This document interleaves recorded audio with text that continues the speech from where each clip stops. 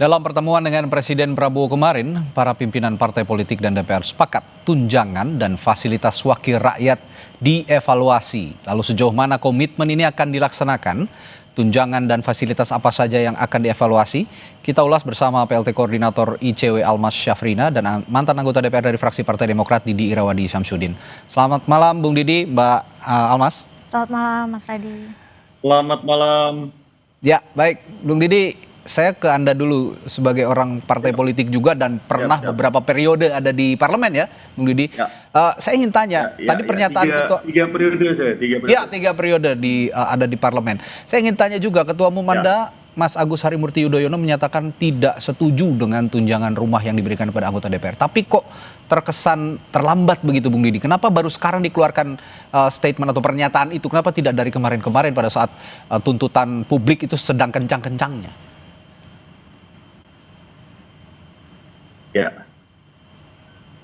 Ya, silakan Bung Didi. Baik, pertama-tama tentu memberikan apresiasi kepada Presiden Prabowo dan juga Ketua Umum kami ya yang kemarin memberikan statement dan pernyataan. Saya kira untuk suatu hal yang baik tentu ada istilah yang terlambat ya. Ini selama ini saya melihat, saya agak menyesalkan ya, sahabat-sahabat di DPR, sahabat-sahabat saya di DPR agak terlambat membuka komunikasi dengan publik terkait tunjangan-tunjangan ini ya. Adanya tunjangan ini kalau dibicarakan dari awal dengan publik sebelum di launching turunnya tunjangan yang 50-60 juta itu, ketika publik nggak setuju jangan jalan gitu kan, bisa mengadakan memanggil ya, meminta pendapat publik ya dari tokoh masyarakat, tokoh kampus dan lain-lain. Ini boleh nggak ini? Oke. Peka lagi ya mereka ya. Jadi kita nggak bisa menyalahkan presiden atau ketua umum partai yang ada, ketua fraksi dan ketua partai yang ada. Tetapi saya kira lebih pada kesalahan tidak, mohon maaf, kurang transparan dan kurang membuka komunikasi kepada publik terkait anggaran ini ya. Menyangkut anggaran itu hal yang sangat peka, hal yang sensitif. Harusnya bukan masalah jumlahnya besar ya, tentu ini jumlah yang cukup besar, tapi kalau transparan ya, lalu membuka kepada publik itu lebih baik. Dan lebih baik lagi jika lebih peka kepada masyarakat tentunya ya, dengan melihat kondisi hari ini masih banyak orang yang sulit ya, pengangguran terdidik meningkat, belum lagi daya beli masyarakat yang sulit ya, penghasilan guru yang kecil pula. Harusnya ada rasa peka, rasa empati terhadap ini menurut saya. Jadi ini suatu hal yang nggak boleh diulangi lagi ke depan oleh sahabat-sahabat saya di sana. Saya yakin masih banyak sahabat-sahabat yang baik yang mementingkan kepentingan rakyat. Tetapi ada komunikasi yang kurang elok, kurang baik, kurang peka. Beberapa teman DPR di sana mengakibatkan demikian kemarahan dan kebencian kepada DPR. Ini sangat disayangkan. Bung Didi, tapi bagaimanapun Demokrat menempatkan representasi wakil rakyatnya di DPR. Jika Anda berbicara DPR, berbicara juga Demokrat yang ada di DPR begitu. Kenapa ini tidak pemikiran ini tidak segera saja langsung diambil inisiatif oleh Partai Demokrat? Kami tidak setuju sejak awal dan kami mengimbau kepada anggota-anggota yang lain juga untuk mengikuti kami sebagai anggota parlemen dari Partai Demokrat begitu, Bung Didi. Saya kira ini bukan persoalan Demokrat aja ya. Ini saya kira seluruh partai ada fraksi dengan jumlah kursi yang besar. Ya, saya menyesalkan semuanya ya. Saya harus objektif ya, menyesalkan semuanya. Kita nggak bisa bicara Demokrat fraksi terkecil hari ini ya, tetapi di sana ada fraksi-fraksi besar, fraksi-fraksi menengah, Demokrat termasuk yang artinya Anda merasa suara Partai Demokrat tidak terlalu didengar selama ini, bagaimana? Artinya ini persoalan seluruh, begini, harus melihat ini seluruh yang ada. Nah, saya kira sudah bagus ya, langkah yang tidak ada kepekaan, tidak ada rasa empati itu lebih tidak baik ya. Memang kita harus berani mengkritisi, introspeksi, agak terlambat semua partai yang ada di sana. Jadi ini bukan arahnya Partai Demokrat atau partai mana, tetapi semuanya Ya. ini menjadi evaluasi yang baik ya. Rasa ada transparansi, ada kepekaan terhadap masyarakat. Tidak ada segelintir anggota dewan yang mengeluarkan kata-kata yang kurang elok ya. Hal yang sepele kalau kita lihat kemarin ya. Hanya menari-nari di DPR yang sebenarnya dalam keadaan negara normal baik-baik saja, wajar aja ya. Orang menari, negara sedang tidak baik-baik saja ya. Tetapi lalu ada konten-konten, ada pernyataan-pernyataan yang kasar, itu yang disesalkan, akibatnya menambah kemarahan soal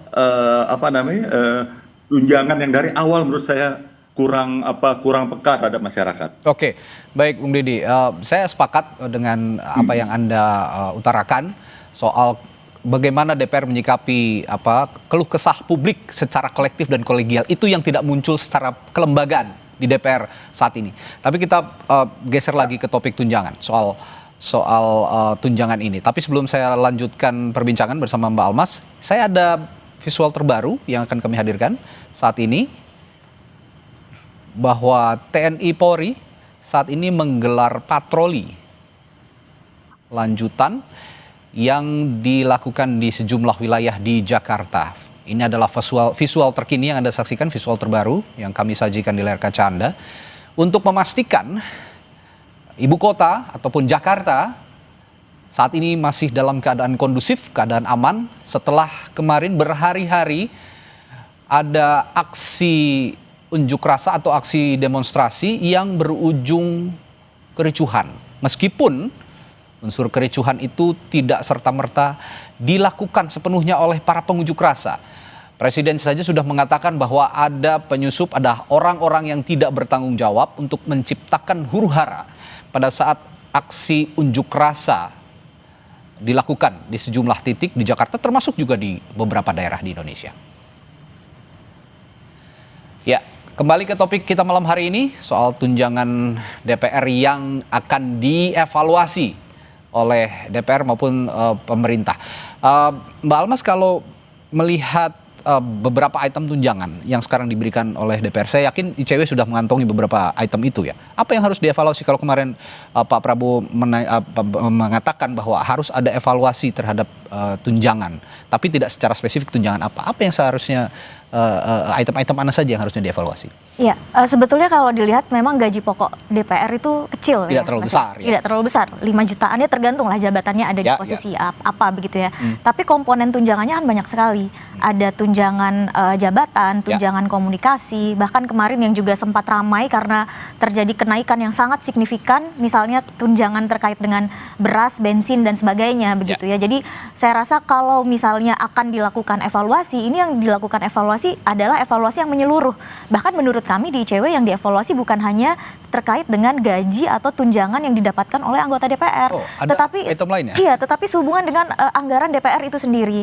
Terkait dengan kemarahan publik ini, Mas, ini kan bukan hanya terkait bahwa tunjangannya naik signifikan, angkanya besar seperti tadi disampaikan oleh Pak Didi ya. Tapi saya lihat ada dua persoalan yang lain.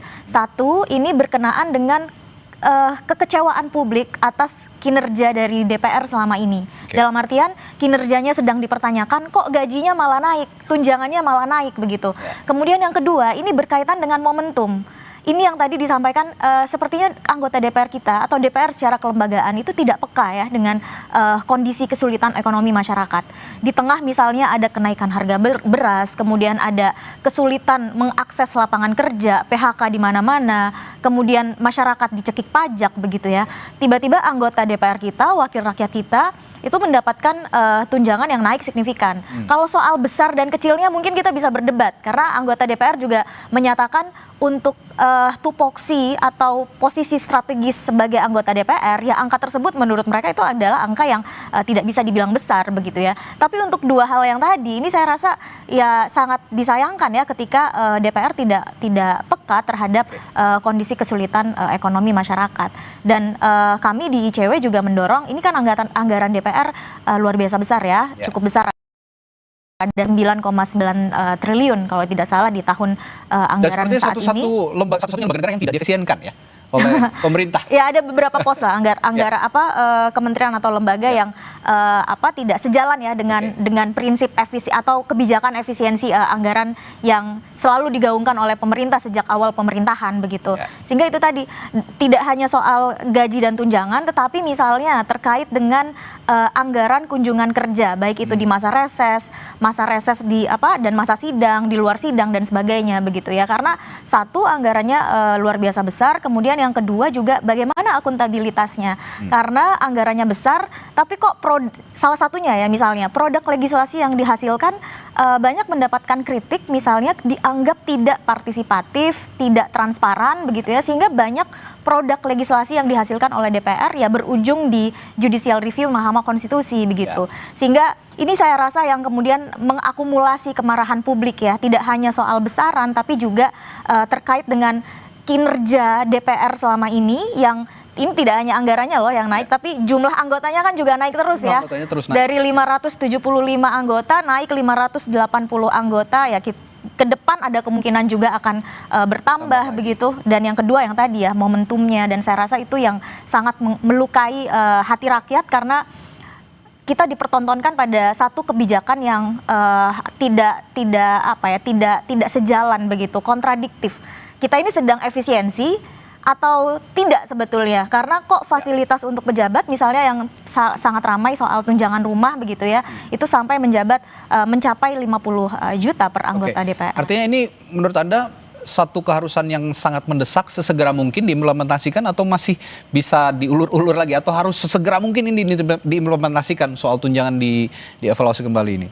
Ya, dengan melihat kritik publik yang sangat besar ya, ini kan di sisi lain kita perlu juga melihat bahwa ini publik sangat melihat perhatian dengan DPR, punya harapan yang besar kepada DPR begitu ya. Karena kalau kita punya wakil rakyat yang bagus, Mas, di mana dia juga mengemban fungsi legislasi, anggaran, pengawasan, kita berharap DPR ini kalau kerjanya bagus ya dia bisa menjalankan fungsi pengawasan eksekutif misalnya yang lebih bagus lagi begitu ya, sehingga harapan ke DPR ini besar sekali. Jadi saya rasa perubahan atau evaluasi reform ke depan ini tidak bisa ditunda lagi, harus sesegera mungkin dilakukan. Ada satu hal juga yang menarik Bung Deddy yang disorot publik selain tunjangan, tadi soal gaji dan juga tadi pendapatan lain dari DPR.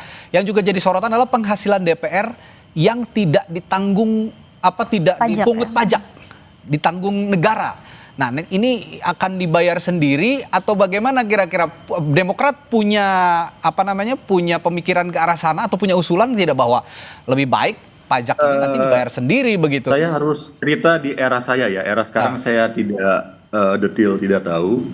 Di era saya setiap kita menerima gaji dan lain-lain itu ada potongan ya. Potongan langsung dari gaji itu. Apakah beda dengan sekarang saya nggak tahu. Harusnya sama ya, ada potongan-potongan 15% kalau saya tidak salah ya, ada potongan itu. Ya tentu yang paling utama di sini menurut hemat saya tentu bagaimana transparansi ya. Kalau kita kembali tadi ke kalau saya rasa nggak dipotong pajak ya. Artinya ada pajak yang dipotong dari pendapatan anggota DPR? Ada jelas ya, potongan pajak berapa itu tercantum di sana ya. Tapi itu tidak pernah dikomunikasikan sehingga mungkin sekarang menghadirkan mispersepsi publik. Misalkan kawan yang sekarang, mohon maaf, misalkan melakukan komunikasi, harusnya ada website ya yang bisa publik mengetahui. Harusnya ada itu website itu ya, publik mengetahui berapa gaji, berapa tunjangan dan lain-lainnya. Yang persoalan kalau kembali ke tadi tunjangan rumah yang 50-60 juta. Menurut hemat saya ya, ini kita kembali ke rumah dulu ya, masa rumah. Rumah itu masih, seingat saya masih baik sebenarnya, perlu perbaikan saja. Ada rumah-rumah DPR itu kan pemicunya dari rumah ini kan. Lalu tunjangan perumahan ini dihilangkan, diganti berupa uang. Tapi alhamdulillah presiden maupun pimpinan-pimpinan partai sudah melakukan sikap untuk tidak tunjangan itu nggak keluar. Tapi kembali ke rumah ini, rumah-rumah ini menurut saya masih bagus. Dan pada era saya rumah ini saya jadikan rumah aspirasi ya. Orang-orang dari dapil, rakyat dan sebagainya kalau ke Jakarta. Tidak perlu nginap di hotel atau di mana jadi rumah gratis buat rakyat. Rakyat pada DPR ini bukan dapil aja, seluruh Indonesia. Mana kala ada yang datang menyampaikan aspirasi, gunakan rumah itu, ya. Rumah itu gunakan sebaik-baiknya. Memang ada sebagian rumah ditempatin oleh anggota-anggota dari daerah. Karena saya punya rumah di Jakarta, tapi ini kembali lagi gagasan perbaiki saja rumah yang ada gitu loh. Nah, kenaikan tunjangan itu kurang komunikasi oleh dengan ya. Sebenarnya ini gagasan yang sangat baik yang harus juga bisa dicontoh oleh teman-teman di DPR saat ini. Saya akan lanjutkan hal itu nanti, tapi saya akan juga mengajak Anda pemirsa Sapa Indonesia Malam untuk melihat visual terkini lagi dari proses patroli yang digelar oleh TNI Polri gabungan di sejumlah wilayah di Jakarta untuk memastikan kondisi Jakarta dalam keadaan kondusif setelah berhari-hari kemarin dilanda aksi unjuk rasa yang berujung kericuhan di sejumlah wilayah di Jakarta. Dan perbincangan soal tunjangan DPR yang akan dievaluasi ini akan kami lanjutkan di Sapa Indonesia Malam sesaat lagi. Tetaplah bersama kami.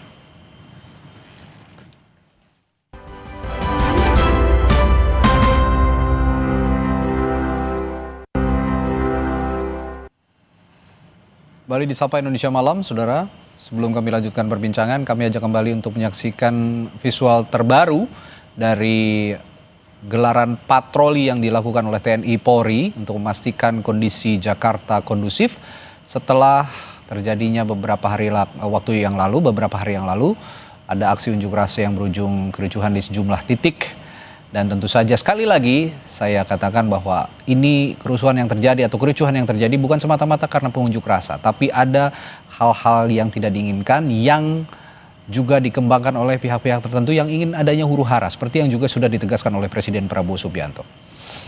Ya, kembali ke perbincangan kita malam hari ini. Saya ke Mbak Almas. Mbak Almas, tadi kita bahas soal pajak yang dibayarkan oleh negara. Jadi gaji anggota DPR ini memang dipungut pajak, tapi pajaknya dibayarkan oleh negara.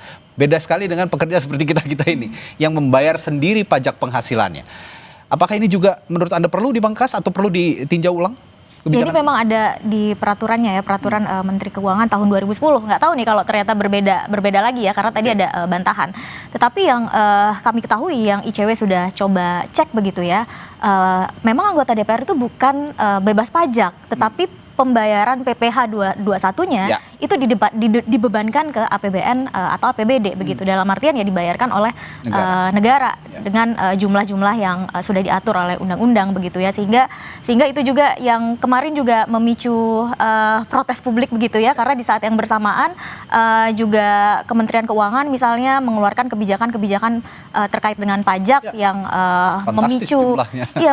memicu pertanyaan publik begitu, kritik publik. Sehingga saya rasa memang soal tunjangan dan gaji anggota DPR tadi, fasilitas-fasilitas yang dimiliki ini harus dievaluasi secara total begitu ya, termasuk misalnya anggaran-anggaran lain terkait dengan kinerja DPR itu sendiri. Oke, balik ke Bung Didi, gagasan untuk mengefisienkan anggaran yang ada di DPR kira-kira berdasarkan pengalaman Anda 3 periode di DPR yang bisa Anda berikan kepada teman-teman yang sekarang ada di DPR, bagaimana Bung Didi? Saya kira usul yang baik ya yang disampaikan Presiden Prabowo, Ketua Umum Partai Demokrat dan seluruh Ketua Umum Partai yang mendukung. Tentu efisiensi dan efektivitas anggaran harus dilakukan ya. Mengingat kembali lagi bahwa situasi masyarakat yang masih banyak masyarakat yang masih sulit ya. Tentu kepekaan ini harus dilakukan dan saya yakin kawan-kawan di DPR banyak yang sepakat dengan ide efisiensi ini, tetapi dilakukanlah dengan sebaik-baiknya ya, termasuk moratorium perjalanan-perjalanan yang tidak perlu ya, perjalanan dinas, perjalanan-perjalanan ke luar negeri dan lain-lain, itu yang disampaikan Presiden Prabowo saya kira bagus ya. Dan ini kan isu rumah jabatan ini yang seperti ini ya. Kenapa nggak rumah itu segera diperbaiki saja ya, daripada rumah itu rusak, rumah itu bocor, rusak, kan bisa digunakan yang seperti saya katakan tadi, jadi aspirasi bagi dapil dan seluruh rakyat. Kan biarkan ya, kasihan itu rumah pos Ulu Jami ya, Jadi kan juga bagian dari efisiensi anggaran terkait diskusi kita pada hari ini di rumah, tapi ke anggota DPR. Saya kira rumah itu diaktifkan lagi. Toh bagi anggota-anggota DPR dari daerah yang banyak sekali akan berguna rumah itu ya. Rumah yang ada itu akan sangat berguna menurut hemat saya. Jadi sepakat saya yang disampaikan Bapak Presiden dan para ketua umum partai untuk mendukung ini suatu langkah yang baik, berarti ada perbaikan dan keinginan yang baik untuk mendengarkan protes dan aspirasi masyarakat. Oke, baik. Tapi ada satu hal lagi yang perlu dipastikan nih Mbak Almas. Kalau kemarin bicara soal evaluasi tunjangan DPR ini, kalau kata-kata evaluasi maksudnya ini dihapus, kalau menurut Mbak Almas nih ya, baiknya dihapus, dikurangi, atau hanya diganti saja nomenklaturnya atau nama pos anggarannya? Iya, kalau dihapus rasanya sulit ya, karena kalau kita tahu kan memang komponen take home pay anggota DPR itu lebih banyak ya di tunjangan. Gaji pokoknya kan kecil, bisa dibilang ya kecil lah untuk jabatan sebagai anggota DPR, bahkan pimpinan sekalipun begitu ya. Sehingga rasanya yang perlu dilakukan adalah perampingan itu tadi. Misal terkait dengan tunjangan perumahan 50 juta per bulan begitu ya, per bulan loh, bukan per tahun begitu. Kalau dikali 1 tahun saja 50 juta sudah berapa dikali 5 tahun, ini kan yang menjadi pertanyaan publik. Dan di sisi lain kita dihadapkan pada sikap flexing begitu ya anggota DPR yang banyak mempertontonkan betapa mereka sebetulnya punya rumah yang sangat mewah begitu. Tidak hanya satu rumahnya, punya rumah kedua, punya rumah ketiga dan segala macam gitu. Sehingga yang menjadi pertanyaan publik ketika sudah punya rumah seperti itu, ada juga komplek perumahan DPR, kenapa harus ada tunjangan yang cukup besar 50 juta per bulan begitu. Dan kalau tadi disebut perumahan DPR, ini kan memang kemarin anggota DPR banyak yang menyebut bahwa ini perumahan sudah tidak layak ya. Nah ini juga sebetulnya upaya untuk merehabilitasi, merenovasi rumah ini kan sudah ada. Tapi yang terjadi kemudian yang sempat ramai juga beberapa tahun lalu ya ada dugaan korupsi di situ begitu kan. Jadi memang ya di sini problemnya tidak hanya terkait dengan tunjangan rumah yang besar ya, tetapi kegagalan menjaga rumah yang sudah disediakan oleh pemerintah begitu. Walaupun lokasinya di Kalibata ya, disebut cukup jauh dengan kantor di Senayan dan segala macam. Tapi ya bersikap empati lah. Hari ini juga banyak pekerja di Jakarta yang rumahnya juga jauh, tetapi mereka masih bisa hadir ke kantor begitu ya, bekerja dari pagi sampai malam, dan itu dilakukan setiap hari begitu. Kenapa kemudian anggota DPR tidak bisa melakukan hal yang sama begitu? Hal serupa. Nah, satu lagi ya yang menarik juga untuk kita jadikan bahasan. Ada juga uang pensiun DPR. Katanya publik ini protesnya kerja cuma 5 tahun, negara bisa membayarnya seumur hidup. Sampai detik ini saya juga akan tanya ke Bung Didi kalau begitu sebagai mantan anggota parlemen. Apakah Anda juga masih menerima uang pensiun, Bung Didi? Ada pensiun sejumlah 3 juta yang memang kita harus terbuka ya, itu 3 juta lebih ya, 3,5 kalau nggak salah saya lupa, itu seumur hidup untuk DPR. Ya, saya serahkan pada masyarakat, keinginan masyarakat apa saya hormatin ya. Kalau memang itu harus di stop ya nggak ada masalah buat saya. Ya saya kira kalau memang kita serahkan ke masyarakat. Nah ini masih lama nggak saya bicara? Ya silakan Bung Didi.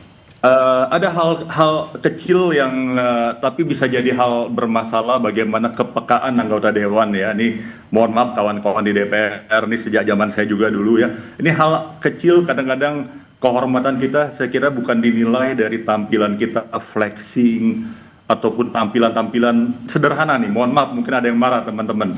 Saya tidak pernah menggunakan mobil yang nguing-nguing, apa namanya sirene. Saya kenal dengan Bung Didi sejak lama. Memang saya saksikan Pak Bung Didi sejak awal saya nggak mau. Mohon maaf kawan-kawan ya, itu saya kira akan kesannya kita makin jauh dari rakyat. Kalau di Jakarta pun bikin macet jalanan, ini hal kecil tapi peka. Karena masyarakat suka bisikin saya ya, karena kita turun, ini anggota dewan nih bikin macet segala. Sorry teman-teman, janganlah itu. Ini banyak hal lain juga. Hal-hal yang peka. Bukan nggak boleh nguing-nguing tadi ya, sirene bukan nggak boleh. Dalam tugas-tugas tertentu, rombongan dan lain-lain, atau tugas harus rapat cepat silakan. Tetapi untuk kedapil kan ini saya nggak pernah ya. Kita rasanya harusnya kita merasa ada yang masyarakat itu ada rasa kebencian, kemarahan dalam hati masyarakat, kita harus bisa merasakan. Kita hindari itu saya kira ya. Jadi apalagi flexing, mohon maaf ya. Saya sebenarnya anggota DPR dari dengan segala kerendahan hati dari yang lumayan berada ya. Saya bisa aja flexing dan sebagainya. Tapi bisa melakukan dari awal saya ini.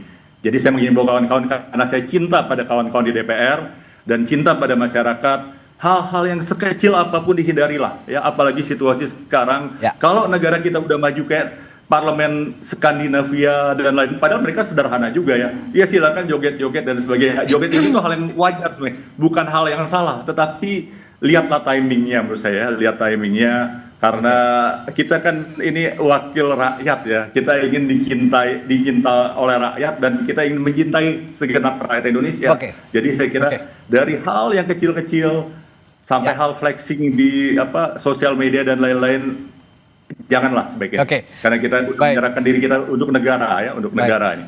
Terakhir saya ke Mbak Almas. Lalu Mbak Almas, bagaimana menurut Anda membuat kinerja DPR terutama penggunaan uang negara ini bisa lebih akuntabel, bisa lebih transparan dan diketahui publik, terutama soal produktivitas DPR juga yang harus dipertanggungjawabkan, mengingat tadi anggaran yang dikeluarkan juga tidak sedikit untuk DPR.